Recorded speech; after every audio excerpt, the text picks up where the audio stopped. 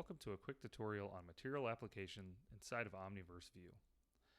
We're going to show you three things: how to apply a material directly to a model or primitive, how to replace a material look inside of a stage, and where to go to find the details of a material.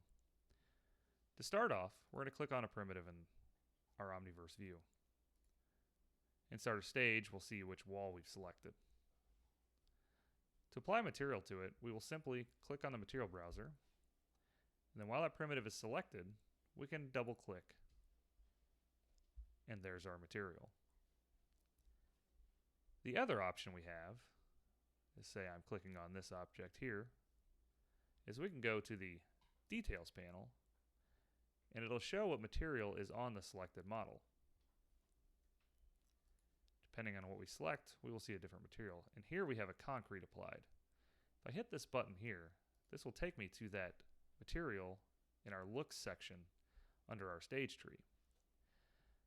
If I want to replace every instance of concrete sand in my stage, I simply have it selected in my stage tree, go to my material browser, and I double click. And now that has been applied, as you can see here, to everything that used to be concrete. Finally, getting to the details of a material will let you adjust it.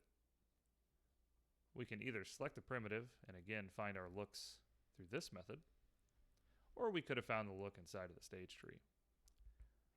Once we're in the material details panels, we can do all sorts of interesting things, like we can adjust roughness values to make our object shiny or not.